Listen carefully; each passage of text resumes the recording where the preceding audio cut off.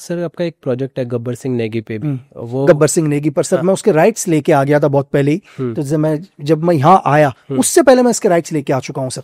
मैं बॉम्बे काम करने भी नहीं आया था, तो मैं उसकी फैमिली के पास गया था और उनकी फैमिली से मैं राइट्स लेके आया था, क्योंकि मुझे लगता था, मैंने कहा ना कि एक 16 साल का बच्चा जिसको दुनिया के सबसे बड़े ग्लैंटी अवार्ड मिला है, मतलब आप समझ रहे हैं सर कि 16 साल की एज, मतलब आप सोच भी नहीं सकते 16 साल में कि उसने मजबूर कर दिया सर ब्रिटेन को कि ब्रिटेन उसे दुनिया का सबसे बड़ा ग्लैंटी अवार्ड दे और विक्टोरिया क्रॉस मिला। तो मैं कहता हूं उस बच्चे की कहानी दुनिया के सामने आनी चाहिए, तो उसके राइट्स भी हमारे पास हैं सर। अच्छा, ये जो फिल्मों में एक था टाइगर की बात करें या जवान पठान में जिस तरह के स्पाई दिखाया जाता है, क्या रियल में ऐसी चीजें होती हैं?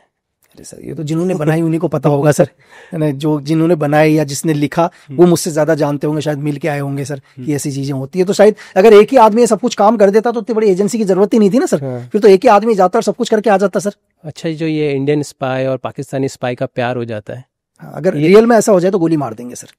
अगर मुझे किसी पाकिस्तानी एजेंट से प्यार हो जाए तो सबसे पहले मेरी एजेंसी मुझे शूट आउट करेगी सर, क्या और करना भी चाहिए सर। अच्छा, कैसी बात कर रहे हो सर? फिर लक्की बिस्ट वैल्यू नहीं रखता है ना सर। फिर मेरे पीछे देश है सर, मेरे पीछे मेरा ऑर्गेनाइजेशन है। क्या एक लड़की के चक्कर में सर मैं अपने देश को खत्म करूंगा सर? क्या मेरे लिए प्यार ज्यादा इंपॉर्टेंट हो गया सर? ये तो पिक्चरों में अच्छा लगता है ना सर। वो तो आपने कहा कि कोई मिशन के लिए जैसे कि साथ में काम कर लेते हैं जिसमें दोनों का फायदा हो, तो फिर प्यार क्यों होगा सर जी? आप मिशन कर रहे हो ना सर, जब आप मिशन कर रहे हो तो प्यार के लिए तो टाइम ही नहीं होगा। मिशन का टाइमिंग होता है सर, उसमें इतना ही टाइमिंग होगा कि आप सो पाओगे और नींद भी पूरी नहीं हो पाएगी, तो प्यार के लिए वक्त ही नहीं होगा सर। जो रियल ग्राउंड पर अगर कोई भी मिशन होते हैं तो मिशन का इतना ही टाइम होता है, आप गए, ऑपरेशन किया, वापस करके आए, फिर प्यार के लिए वक्त नहीं है। स्पाई वर्ल्ड में कभी ऐसी कोई कहानी रही है इंडियन स्पाई और पाकिस्तानी स्पाई का? सर पिक्चर में ही रहा है सर, एक था टाइगर में, रियल ग्राउंड में आज तक कभी नहीं है सर। जैसे आपने कहा कि आप काफ़ी टाइम से हैं, तो किस तरह की आपकी जर्नी रही, अगर थोड़ा ऑडियंस को बता सके, आपने कहाँ काम किया है, किस तरह से स्टार्ट हुआ? और मैंने वैसे तो स्टार्ट मॉडलिंग से किया था जब मैं फर्स्ट ईयर कॉलेज में थी, और फिर वहाँ पे काफ़ी सारे मॉडलिंग शोज़ करने के बाद, शो स्टॉपर बनने के बाद, शो मैनेजमेंट होने के बाद फिर मैं मुंबई शिफ्ट हुई। और मुंबई आते ही फिर मुझे ऐसा लगा कि मॉडलिंग में तो मैंने बहुत कुछ अचीव कर लिया अपने छोटे से शहर में, बट अभी क्या करूँ, मॉडलिंग के आगे भी तो करियर है। तो फिर मैंने एक्टिंग सीखा। एक्टिंग मतलब पहले तो नहीं सीखी, लेकिन जब मुझे रियलाइज़ हुआ कैमरे के सामने जाने में कैसे आपको कैरेक्टर को पकड़ना है और कैसे आपको डायलॉग डिलीवरी कैसे होगी, तो फिर मैंने थिएटर क्लासेस शुरू की। और उस दौरान मैंने रक्षाबंधन, जो मेरी फर्स्ट फिल्म थी बॉलीवुड की, अक्षय सर के साथ काम करने का मौका मिला, और वो मेरे लिए बहुत ही टर्निंग पॉइंट रहा, क्योंकि उनसे मतलब आप बहुत छोटे से शहर से हो और उनको टीवी में देख रहे हो, और आप अचानक से मतलब मुंबई आते हो, और फिर वहाँ पे आपको काम करने का मौका, अक्षय सर जैसे स्टार्स के साथ काम करने का मौका मिलता है, तो एक अपने आप में ऐसा लगता है कि नहीं तुम कुछ कर सकते हो। तो मोटिवेशन कहीं और से नहीं, आपको अपने अंदर से ऐसे लेनी पड़ती है। फिर मैंने ब्रीथ वेब सीरीज़ की, जिसमें मैंने एक रिपोर्टर का रोल किया था। अपोजिट मैं अभिषेक बच्चन सर के साथ थी।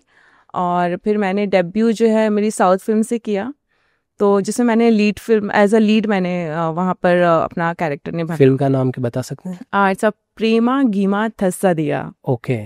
तो मतलब ये मेरी फर्स्ट डेब्यू फिल्म थी। हमने एक वीडियो देखा था जहाँ पे आप कहते हो कि आप एक स्टार के पास जाते हो और वो आपको स्क्रिप्ट चेंज करने को कहता है, तो ऐसे लोगों से जो मुलाकात हो रही है, सर देखो कैसे टैकल? तो मैं शायद ही कोई रहा होगा, कोई प्रोडक्शन हाउस, कोई डायरेक्टर जिनके साथ नहीं मिला सर। ऑलरेडी हमारा, मैंने आपको बोला कि 8 प्रोजेक्ट वैसे ही लॉक है।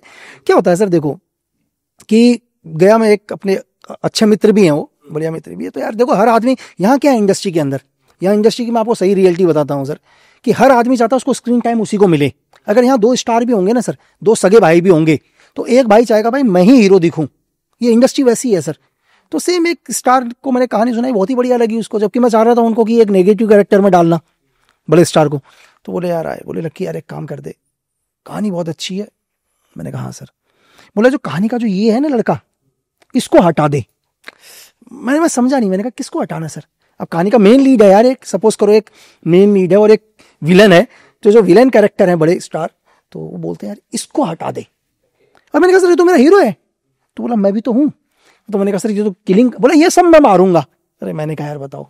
तो ये इंडस्ट्री का हिसाब है सर। यहाँ पता है क्या है, यहाँ पर आपको जो आज क्यों हमारी इंडस्ट्री डाउन हो रही है सर, देखो बहुत सारे लोग बोलते हैं कि यार एक एजेंट आ गया, एक सीक्रेट सर्विस का एजेंट आएगा, क्या स्क्रिप्ट लिखेगा? मैं बोलूंगा भाई हम 1A4 का पन्ना आता है ना, उसमें ऐसी कहानी लिखते हैं कि कोई देश नहीं पकड़ पाता यार।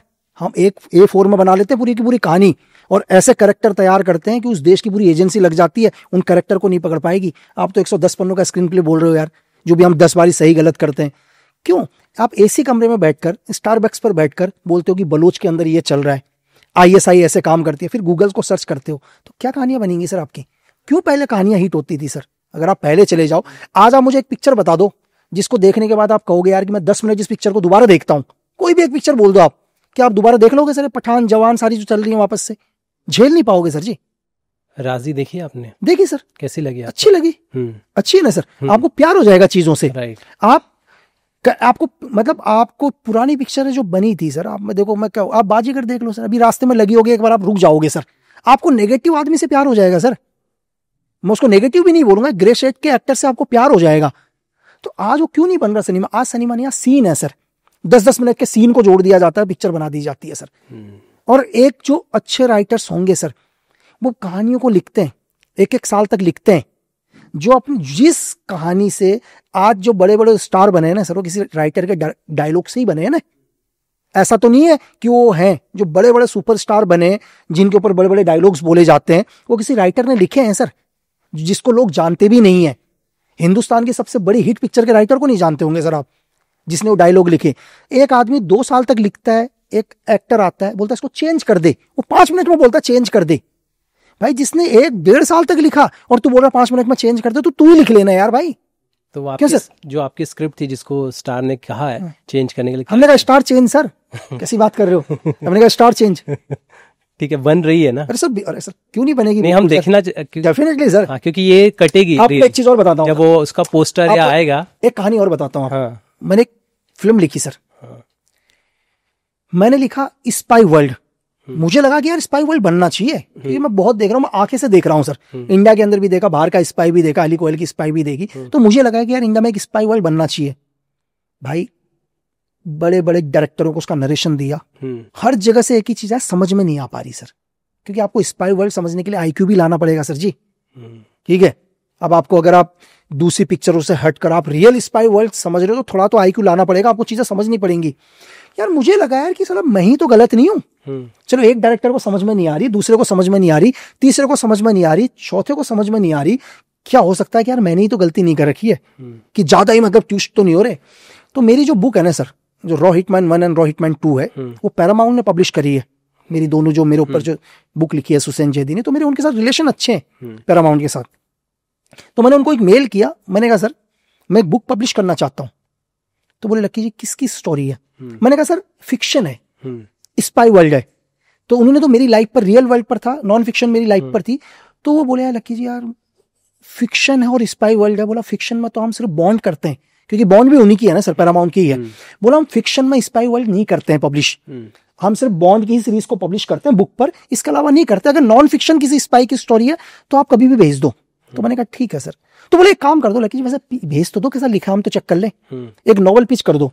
मैंने पूरा स्क्रीन प्ले लिखा था सर, फिर उसको मैं नॉवल पिच किया, उसको मैंने उसको नॉवल में कन्वर्ट किया और मैंने पैरामाउंट को मेल किया। 7 दिन में उनका रिस्पॉन्स आया सर कि इस बुक को हम पब्लिश कर रहे हैं, लेकिन एक ही शर्त है कि बॉलीवुड में 3 साल तक पिक्चर नहीं बनेगी। अच्छा। दूसरी मैंने उसी डायरेक्टर को फोन किया जो अपने दोस्त लोग थे। तो मैंने कहा सर एक को पिक्चर समझ में आ गई। बोला किसको? बोला उनको, जिसको समझना था वो समझ गए सर। सही कह रहे हैं। तो जरूरी नहीं है कि 4 चीजें किसी को समझ में नहीं आ रही तो उस दिन मुझे 4 चीजें किसी को समझ में नहीं आ रही तो गलत है, ऐसा नहीं है। जिसको समझना होगा समझ लेगा सर।